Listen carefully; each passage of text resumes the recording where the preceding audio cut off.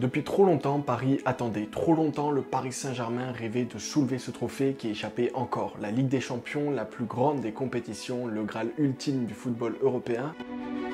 Ce qui s'impose, première défaite de la saison pour l'équipe de Luis Enrique. Le PSG est complètement glacé par ce but inscrit à la 94e. PSG qui ne s'en sort pas, toujours dans l'impasse. Troisième défaite en 5 journées. Pendant des années, les noms, les stars, les millions, tout ça n'a pas suffi. Mais cette saison, tout a changé. Ce n'est plus un rêve, c'est une réalité. Une histoire de collectif, de courage, de détermination. Une équipe qui a appris à jouer ensemble, à se battre ensemble et à gagner ensemble. Bienvenue dans l'Odyssée du Paris Saint-Germain version 2025, celle qui va marquer à jamais l'histoire du club, de la ville, du football français. Celle d'un triomphe construit patiemment loin des projecteurs individuels, une victoire portée par l'union.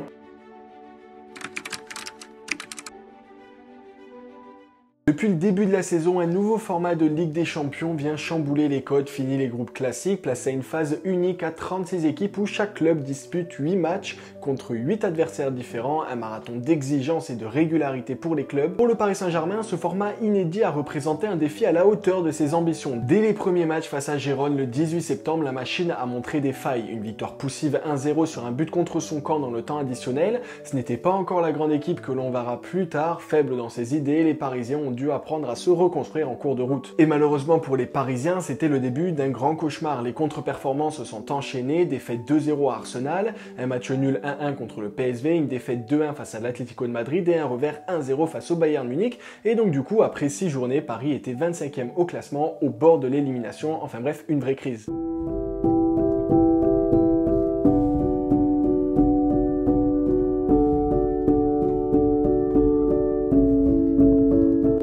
Mais à partir de janvier, la dynamique a totalement changé. Un retournement spectaculaire commençant par une démonstration au parc face à Manchester City 4-2, où Paris renverse la vapeur grâce à un collectif enfin déchaîné.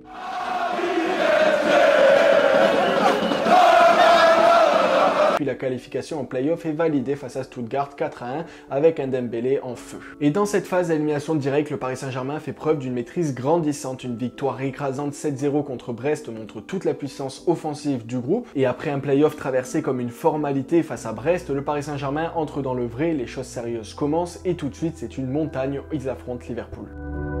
C'est fait le Paris Saint-Germain élimine Liverpool de la Ligue des Champions.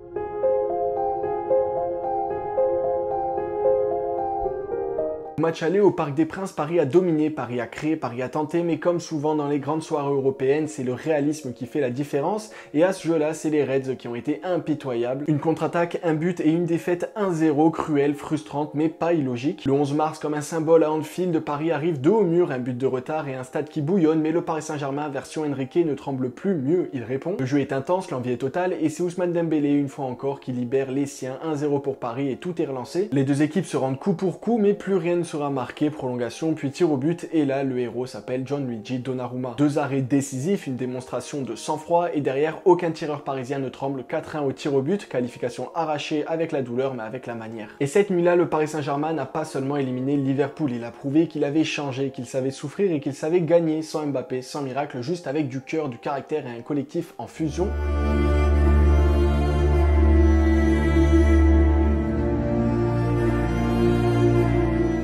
En quart de finale, ils affrontent Aston Villa. Sur le papier, c'est abordable, mais dans les faits, c'est tout sauf tranquille. À l'aller au Parc des Princes, Paris joue bien, sérieux, appliqué, dominant, et quand Nuno Mendes inscrit le 3e but dans le temps additionnel, le public pense déjà à la demi-finale, victoire 3-1, la marge est là, et le contenu aussi. Mais au retour à Birmingham, Paris fait ce qu'il faut. Encore une fois, Paris mène 1-0, puis 2-0, les Parisiens déroulent, et le billet pour le dernier carré semble validé, et puis, en 15 minutes, 3 buts d'Aston Villa. 3 coups de tonnerre, 2-3, Paris vacille, Paris doute, et il ne manque plus qu'un seul but aux Anglais pour renverser l'histoire. Mais cette équipe ne panique pas, elle tient grâce à son mental, grâce à son bloc, grâce à son gardien. Le Paris Saint-Germain plie mais ne rompt pas. Une qualification arrachée dans la douleur, oui, mais aussi dans la solidarité, et c'est peut-être là que le Paris Saint-Germain a définitivement basculé. Ce jour-là, c'est le groupe qui a résisté, pas un héros individuel. Le Paris Saint-Germain retrouve le dernier carré de la Ligue des Champions comme l'année dernière, et cette fois l'adversaire c'est Arsenal, 3e club anglais sur la route parisienne.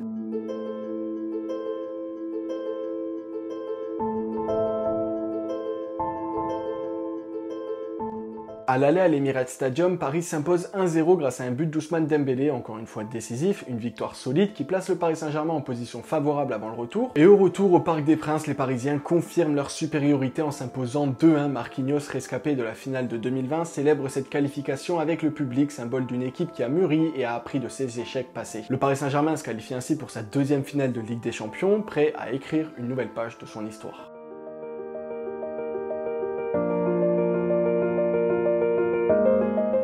Quand Luis Enrique débarque au Paris Saint-Germain, il vient pas pour coller des rustines, il vient pour construire un projet, un vrai, durable et radical. Fini les paillettes, fini les superstars qui brillent seuls dans leur coin, Enrique pose les bases d'un football de structure, de pressing, de jeu collectif et de discipline. Il veut un Paris Saint-Germain qui pense en équipe, qui attaque à 11 et défend à 11. Dès les premières semaines, le message est clair. Ici, plus personne ne joue pour son image, chacun a une tâche, chacun est responsable de l'autre. Le coach impose un système exigeant, fluide, mobile, un pressing haut, des transmissions éclairs, un jeu de position basé sur les circuits courts et l'intelligence collective. Et ce n'est pas spectaculaire tous les jours, mais ça reste cohérent et à la longue, ça devient redoutable. Dans l'ombre, le staff technique évolue aussi. Entraînement plus ciblé, travail mental renforcé, approche individualisée. On prépare les joueurs à penser collectif et à jouer intelligemment. Surtout, Enrique fait confiance aux jeunes. Il mise sur l'audace, l'énergie, la fraîcheur. Il intègre des profils hybrides, parfois encore tendres, mais capables de s'inscrire dans sa vision de jeu. Et ce n'est pas un entraîneur de gestion, c'est un bâtisseur. Et cette année, c'est lui qui a donné au Paris Saint-Germain son âme. Et ce qui est drôle dans cette équipe et qui est bien, c'est que c'est pas tous des stars, ils sont pas tous connus et ils ne sont pas tous attendus, mais ensemble ils ont changé l'histoire. Par exemple, Désiré Doué, 19 ans, c'est la surprise qui est devenu leader explosif, imprévisible, tranchant. Le gamin a porté l'attaque parisienne sur ses épaules, buteur en finale, décisif à chaque tour. Il n'a pas seulement pris la lumière, il a créé. Pour Ousmane Dembélé, lui, c'est clairement une renaissance. Il a été moqué, critiqué et souvent blessé, mais cette saison il a répondu. Il a répondu par le jeu, par l'envie, par la régularité et c'est lui qui débloque les grands matchs, c'est lui qui libère Paris à Anfield. Kvaratskhelia, lui, c'est la folie venue de Géorgie, son arrivée a surpris, son impact a sidéré, dribble court, appel dans le dos, but venu d'ailleurs.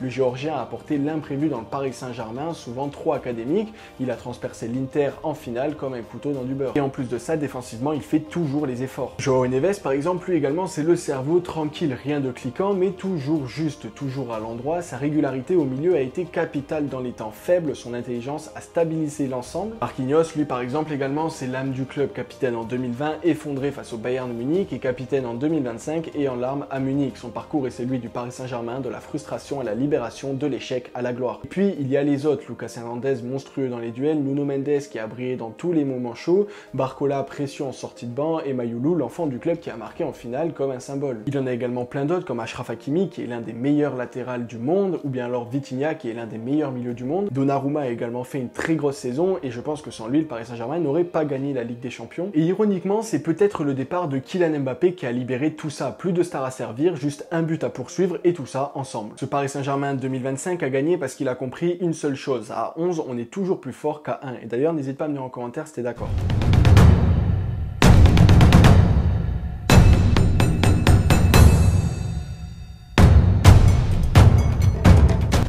Ils avaient un rendez-vous, alors pas avec un adversaire, pas avec une revanche, mais avec l'histoire. Le Paris Saint-Germain entre sur la pelouse pour disputer la deuxième finale de Ligue des Champions de son histoire. En face, l'Inter Milan, un géant européen. Ce club a fait tomber le Barça, ce club a été mené pendant à peine 10 minutes depuis le début de la compétition, mais ce soir-là, les 10 premières minutes seront les plus longues de leur saison. Dès la 12e minute, Vitinha brise les lignes, Doué accélère, puis décale à Hakimi dans la surface, une touche, un plat du pied, le Marocain envoie tout un club en apesanteur 1-0. 8 minutes plus tard, un contre supersonique est lancé, Kvaratskhelia, Dembélé, puis Doué à l'entrée de la surface, sa frappe tape le sol, mais le destin a choisi son camp ce soir et c'est un 2-0. À la poste, Paris mène, Paris domine, mais Paris se méfie parce qu'ils le savent, parce qu'ils ont déjà vécu des nuits où tout s'effondre, mais ce soir rien ne s'effondrera. 63e minute de jeu, encore lui, Désiré Doué, 19 ans, du sang-froid, une frappe au ras du poteau, 3-0, le rêve devient réel. Puis le show continue, Kvaratskhelia dans l'axe transperce la défense de l'Inter et bat sommaire Mayoulou, l'enfant du club, entre en jeu et conclut le récital à la 87e minute, 5-0, incroyable, irréel, historique. C'était plus une finale, c'était une démonstration de force, de collectif et d'émotion pure. Au coup de sifflet final, on pense à une personne, Marquinhos, qui tombe sur les genoux, les larmes, le soulagement, le poids de 12 ans d'échecs, de critiques, de douleurs, mais ce soir, Paris ne craque pas, Paris écrit l'histoire et la ramène à la maison. Ce titre de champion d'Europe marque vraiment un tournant dans le monde du football. Le Paris Saint-Germain est entré dans une nouvelle ère où le collectif prime sur les individualités, où le travail d'équipe est la clé du succès. Ce triomphe n'est pas seulement une victoire sportive, c'est une révolution culturelle pour les clubs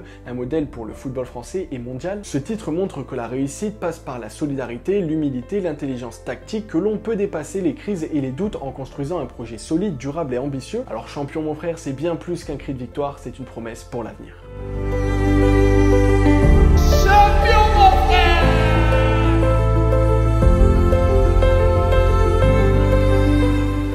Et voilà, merci à tous d'avoir suivi cette vidéo, j'espère qu'elle vous aura plu. N'hésitez pas à mettre votre avis en commentaire pour savoir ce que je pourrais améliorer, etc. Encore félicitations à Paris, franchement vous avez été très fort. Nous on se retrouve dans une prochaine vidéo et toute la semaine pour des vidéos short.